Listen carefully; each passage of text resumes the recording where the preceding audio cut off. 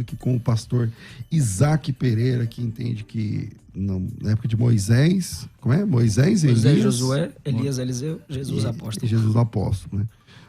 Ficou fácil, né? Muito embora. É uma dupla, né? A sua sorte que eu não estou no debate. Por que você faz com os juízes? O Gideão, os Macabeus, a Ruth. Não estou falando que Deus. Esther, é aquela história, né? Como Deus não usou essas pessoas? Então, o sensacionismo, ele não diz que Deus é impedido, que Deus está. Mas é 2 contra 2. Tem uma ali do seu lado. Que Deus está amarrado. Gente, não é nada disso. Que coloca Deus numa caixinha. Gente, para. Isso aí, isso empobrece o debate. Empobrece porque você cria essas coisas na sua cabeça a fim de, eu tô com a razão porque XYZ. Não, a gente tem que olhar com sinceridade os textos bíblicos, com a exegese perfeito, com a exegese boa. E Deus realizou milagres. Deus realizou milagres desde Abraão. Porque esses momentos da história foram momentos de revelação da palavra de Deus, revelação do que Deus estava dizendo, Moisés, Josué, Elias, Eliseu, início do ministério profético ali, de todos os profetas, e Jesus, os apóstolos.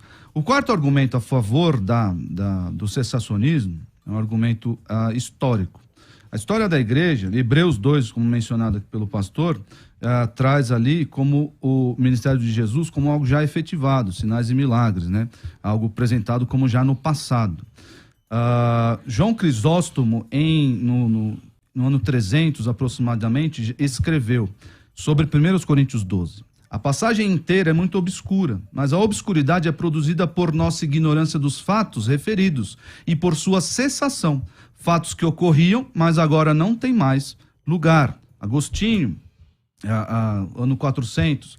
Nos tempos antigos, o Espírito Santo veio sobre os crentes e eles falaram em línguas que não haviam aprendido, conforme o Espírito concedia que falasse. Ele vai aqui, esses sinais foram adaptados ao tempo, ele termina, isto foi feito por um sinal, e o sinal findou. Teodoreto de Ciro, também nessa época, disse, alguns falaram em línguas que eles não sabiam e que ninguém lhes havia ensinado, enquanto outros realizaram milagres ou profetizaram. Mesmo no nosso tempo, a graça é dada, eles estavam mais interessados em se mostrar, os coríntios, falando dos coríntios e o 1 Coríntios 14, estavam mais interessados em se mostrar do que usar os dons para edificação da igreja, por isso que tem lá 1 Coríntios 14. Mesmo no nosso tempo, a graça é dada para aqueles que são julgados dignos do santo batismo, mas não pode assumir a mesma forma que possuía naqueles dias. Aí, dando um salto aí na história, Martinho Lutero vai dizer, uma vez que a igreja tinha sido estabelecida e devidamente anunciada por esses milagres, ele está comentando 1 Coríntios 14, 22, a aparência visível do Espírito Santo cessou. João Calvino, embora Cristo não declare expressamente se ele pretende que esse dom de milagre seja temporário ou permaneça perpetuamente na igreja, é mais provável que os milagres tenham sido prometidos apenas por um tempo, para dar brilho ao evangelho enquanto ele era novo ou em estado de obscuridade. Ele também diz, João Calvino, o dom de cura, como o resto dos milagres, os quais o Senhor quis que fossem trazidos à luz por um tempo, desapareceu, a fim de tornar a pregação do evangelho maravilhosa para sempre. Aqui, especialmente sobre o dom de curas, outro espantalho que criam é que o cessacionista não acredita nas curas de Deus. Gente, nós oramos por milagres todos os dias.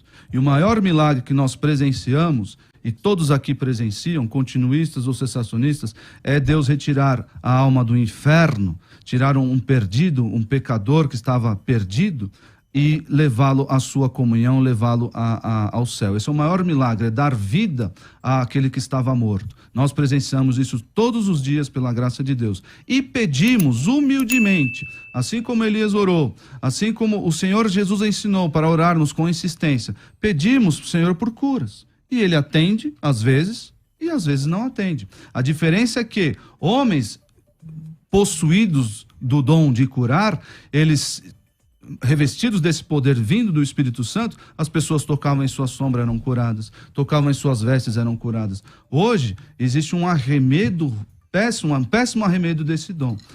Nós oramos, pedimos a Deus e Deus cura. Mas, vou impor as mãos sobre você, você será curado. Isso não tem hoje em dia. O pastor mencionou aqui a questão do dom de profecia, antes que eu esqueça, para fazer a diferenciação. O problema é que, se nós não ouvirmos os profetas de 1 Coríntios 12, dizendo os que possuem dom de profecia, nós não estaremos ouvindo o Espírito Santo de Deus, porque quem habilita, quem dá o dom de profecia é o Espírito Santo de Deus. Então, nós deveríamos, os coríntios deveriam ouvir claramente todas as pessoas que possuem o dom de profecia. Por quê? Porque esse dom era dado pelo Espírito Santo de Deus. E é um dom infalível e inerrante à época que ele foi realizado. Pastor Eliseu. Como o pastor concluiu com a profecia que eu falei, parece que ele gostou desse texto. Eu vou te mandar os Eu não mencionei línguas ainda. Tô esperando. Tem um argumento de línguas aqui que a gente não entrou nos dons por Sim, está mais só, uma visão geral.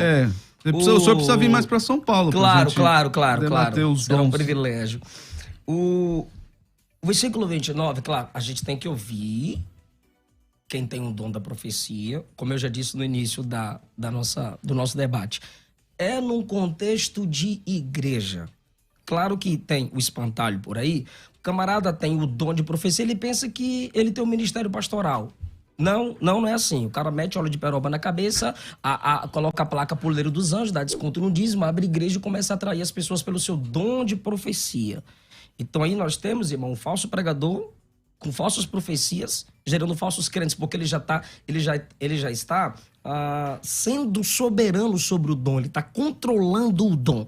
Isso não é bíblico. Como eu já disse, é no contexto de igreja. O cara profetizou, diz o versículo, capítulo 14, 1 Coríntios, versículo 26. Tem profecia, tem revelação, tem interpretação, tem língua. A língua interpretada para nós pode servir como uma profecia, uma palavra de edificação. O texto diz que a igreja deve julgar.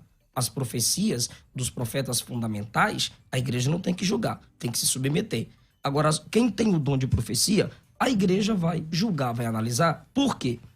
Porque o dom da profecia não tem o mesmo peso das Escrituras Sagradas, senão Paulo não mandaria os irmãos em Tessalônica analisar as profecias, não rejeitá-las e reter o que é bom.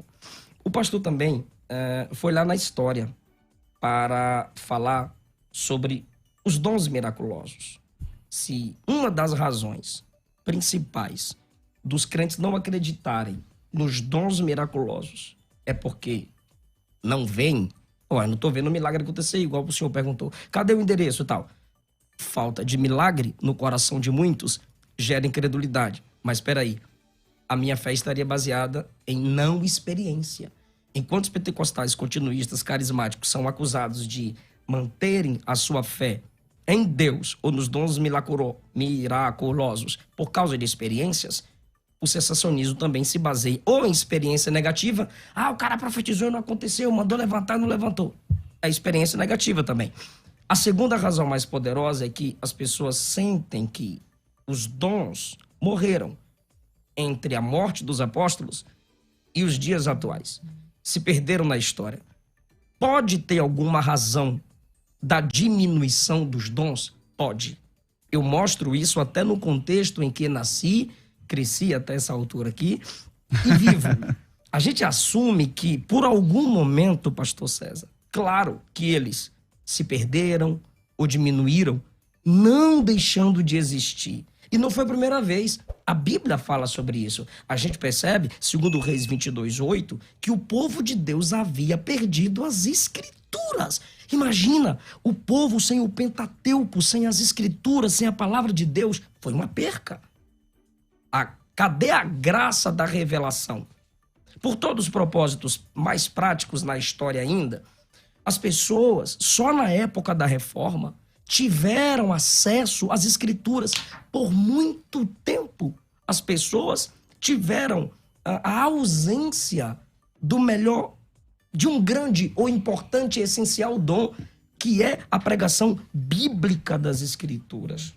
A gente percebe na história também que uma doutrina importante para a fé da igreja, da justificação, foi perdida pouco depois da morte dos apóstolos.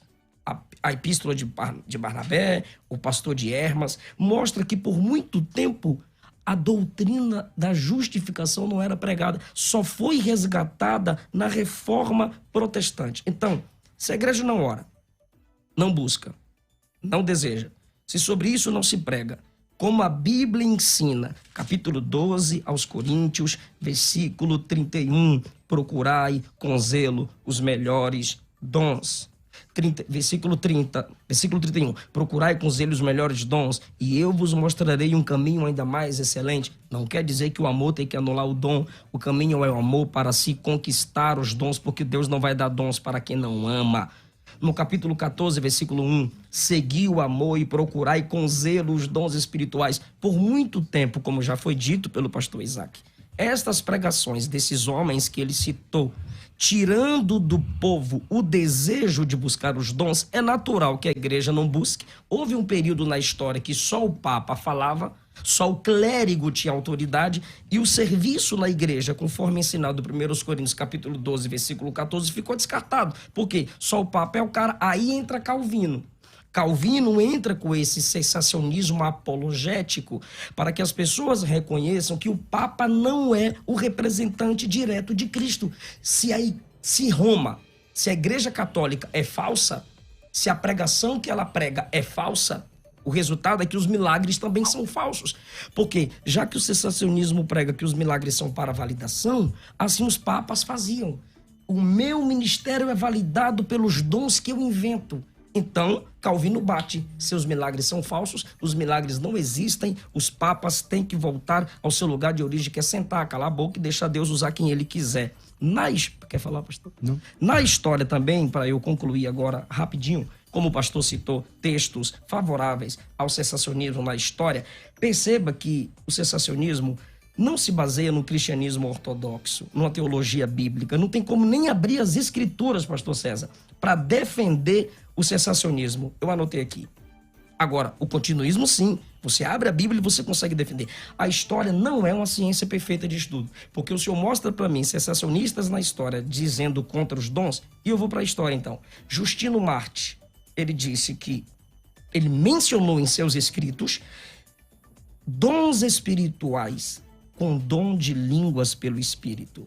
Orígenes, teólogo de renome, afirmou que os dons espirituais, inclusive o de línguas, era um fato notório nos seus dias. Crisóstomo, patriarca de Constantinopla, ele falou o seguinte, que membros da sua igreja falaram pelo Espírito em persa, latim e hindu. E outra coisa, eu estudei que a igreja de Crisóstomo exigiu dele a evidência das línguas quando ele pregou sobre o batismo. Agostinho, como o senhor citou, ele começou sensacionista, mas depois, principalmente no livro Cidade de Deus, ele volta atrás. Ele dá testemunho de que as línguas estranhas estavam em evidência no seu tempo. Agostinho, ele ia e voltava. Dr. Jack Deere, eu preciso citar isso aqui, eminente professor e historiador batista do Seminário Teológico de Dallas. Ele afirma que Lutero falava línguas, profetizava. E essa informação se encontra também nas obras História da Igreja Alemã e Pentecostes para Todos, de Emílio Conde. Ok.